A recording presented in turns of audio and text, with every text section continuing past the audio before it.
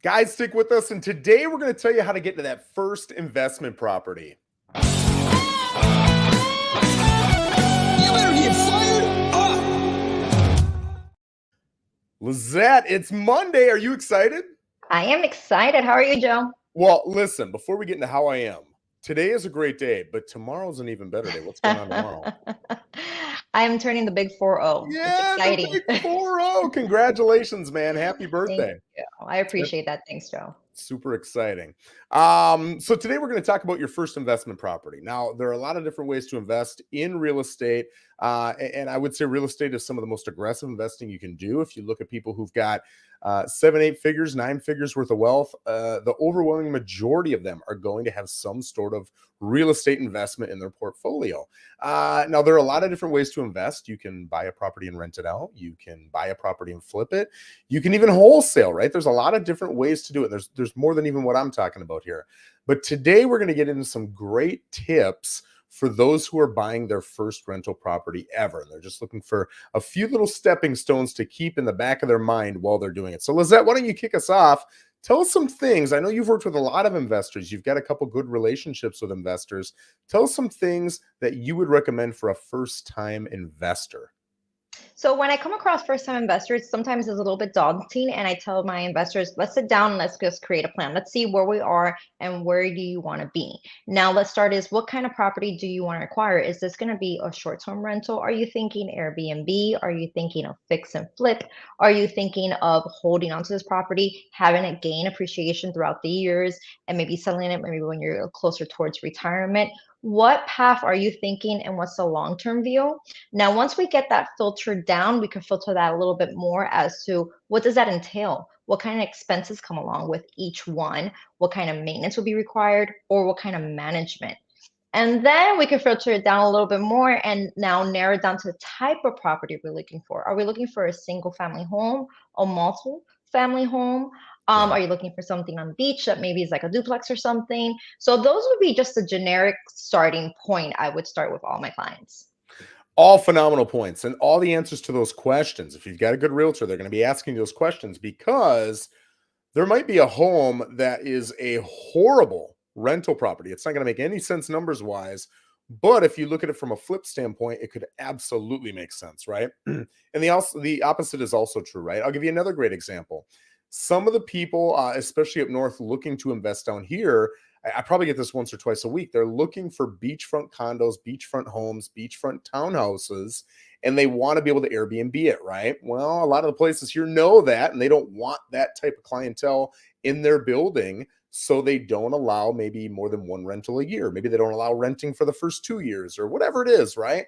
You really want to make sure that you understand exactly what type of property you want so that your realtor can help you find them. I'll give you 4 tips that I came up with as well. When you're purchasing a home for you and your spouse, your family, aesthetics matter. The neighborhood matters. The feel matters. All of that matters. In fact, people will overpay for a home because they love it so much emotionally. I'm guilty. I overpaid for my home because I love it so much. However, when you're going to purchase an investment property, none of that matters. Now, you might say, well, Joe, you're telling me location doesn't matter, neighborhood doesn't matter, aesthetics don't matter. They matter because or when the numbers are attached to them. But that's it, right? If the neighborhood gets you more money, then you're willing to pay more for it. If it gets you less money because it's not a great neighborhood, you'll still buy it, but you're going to offer less on it, right? It's just a numbers game. So you're going to see a lot of investors are getting out of that emotional mindset and into that logical mindset, which is phenomenal for an investor. Number 2, check and double check your numbers. Numbers can be challenging, right? Especially if you're new with them. So write them all down, have your realtor look over them, have your financial advisor look over them, have your accountant look over them, have whoever look over them, but go over them a couple different times. You'll get a lot of different opinions on different numbers. How much should I set aside for annual repairs? How much are closing costs going to be? How much is commission when I sell? You're going to get different numbers depending upon who you talk to. And there's reasons to pay more. There's reasons to pay less. There's great people to work with. There's not so great people to work with. So really double checking your numbers is going to help you out a ton, right? Number 3, here's your team, right? As an investor, and there's more to this team, but here's the basics. You want a strong realtor.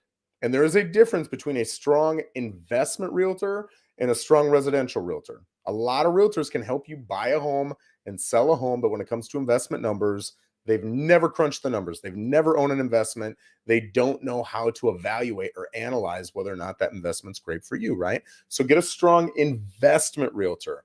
Number 2 is a lender. And again, you're going to want a lender who is well versed in investment properties. Number 3, a hard money lender. A lot of people don't know what this is. A hard money lender is someone who is private. It's not Wells Fargo. It's not Bank of America. It's Joe Rosen or Bob Thompson or whoever saying, hey, I've got some cash you can use. Maybe the terms are going to be a little tougher, but the rate will be better. Maybe the rate's going to be worse, but the terms will be better. Maybe a million things, right? But a hard money lender is going to give you other options that a normal traditional bank's not going to give you. A closer, you're going to want to find a phenomenal closer who you can build a strong relationship with. That's the person tying everything together for you, right? They're talking to the lender, they're talking to the realtors, they're talking to the seller, they're talking to the appraiser, they're talking to the inspector, all these different people to pull everything together. And then on closing day, they're the one who finalizes the transaction for you, right? So you want to get a good one. And then lastly, a general contractor or a handyman, depending upon how big of a deal the issue you're working with is. I really do think, and this is kind of getting into my 4th point here, I wouldn't, and I tell realtors this when they get into real estate, yes, you want this team who does all these great things for you so you can go sell, sell, sell, sell, sell. And as an investor, yes, you're going to want all these people doing things for you so you can continue to go out and look at new properties to potentially invest in. However, for the first handful, the first 3, 4, 5, do the dirty work yourself, right? Get your hands dirty because you're going to learn so much. I look at this like it's college, right? You go to college, you're paying 20, 30, 40 grand a year. Here, you're paying money, but obviously it's with the intent to get more money back. So if you do it perfect, you'll actually be making money on this college. But go in and get the education, all right? Get a management company maybe after 6 months. But for the first 6 months, take on the problems yourself. Work with your realtor to figure out, how do I write the contract? What is line 168 and 172? What do they mean? What's the difference, right? Why would I pay for title? Why wouldn't I pay for title? What is this line 261 talking about with an inspection? How do I get out of an inspection? What if I don't like something on an inspection? How much does an inspection cost? All those different things you really want to dig in deep and figure out. So again, going back to, hey, you want a GC or a handyman, a general contractor or a handyman, if you can do some of that physical work yourself, if you're in your 20s and 30s, if you're single, or if you're married with no kids, my gosh, you can do some of this stuff. Go do it. And that sweat equity will help you build up some of that equity that you're looking to do. Lissette, is there anything else you'd like to add? That's awesome, Joe. And then I would just add to that, the same way that you're going to interview the realtors and see who fits in your team the best, you're going to interview your lenders and see who has the best Good product point. for you. There's so many different products out there and different qualifications. I remember working with one investor in particular. Financially, she was just such a strong buyer, but she went with a big bank and they made her go through so many hoops that was just unnecessary. She had the funds, she had the capital, she had the income. And they really just gave her a hard time. And it wasn't her first investment property either. So yeah, interview your lenders, and your realtor can help you out as well. Just lining up the best that there are in the market. I would, reference back to your local lenders and then see what offers and what products they have that fit you best. Beautifully said. Now, Lizette's going to tease me, but I'm going to nerd out a little bit here. If you can see my screen right now, you don't need to pay attention so much to this as much just see that it's something available to you. But I'm going to talk about rentals and I'm going to talk a little bit about flips, right? With a rental, I'm looking at 2 things personally. I want to see that it cash flows a couple $100 a month. And so I can punch all these numbers into my spreadsheet and it immediately tells me, yes, this property makes sense. No, this property doesn't make sense. And it'll help me shape the offer that I'm willing to give you as a seller because I know it gets me the numbers. It's black and white. There's no emotion. If you don't accept my offer, there's no negotiating because then the numbers don't crunch out. I'm going to give you my best offer right up front. And if you take it, great. And if you don't, I'm on to the next property. And it's really simple to analyze because I've got this spreadsheet. The spreadsheet took me time and effort to not only create, but to figure out how to use. But now that I've built it right, it serves me as a tool for the rest of my career as an investor. Guys, if you want this, send me a DM on Facebook, send me your email address, and I'm more than happy to send this to you. And if you've got any questions on how to use it, you can certainly ask. The second box down on the bottom talks about your return on investment, your ROI. So if you want the cash flow, it's really easy to put a bunch of cash into the property. And now because you don't have a mortgage, you're going to be cash flowing the crap out of that property. Great, except because you put so much cash in, your ROI or your return on investment is going to be smaller, right? So there's a fine line of where you want to be able to get the ROI and the cash flow both working for you, right? Now with flips, very similar, right? I would say flips are way easier in my opinion. Maybe a little bit more work, right? As far as having to connect with general contractors and handymen and windows guys and counter guys and all that stuff.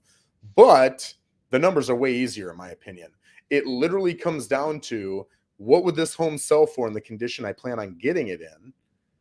What is it going to cost me to get it into that condition? What are all my closing costs, both on the buy side and then when I go to sell it on the sell side?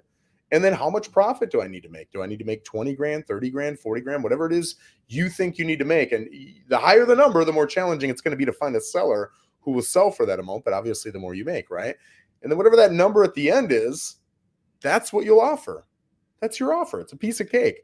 And if they want to say, hey, no, I won't do that, but I'll do more, either the numbers crunch out or the numbers don't crunch out, right? So you got to get really good at meeting with contractors and getting quotes and knowing what a $7,000 granite job looks like and knowing that this is probably an $18,000 window job.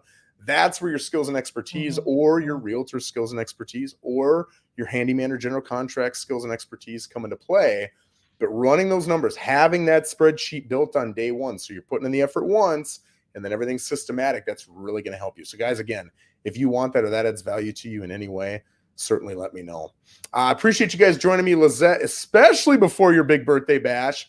Thank you for coming in and joining me. I appreciate it. Happy birthday again.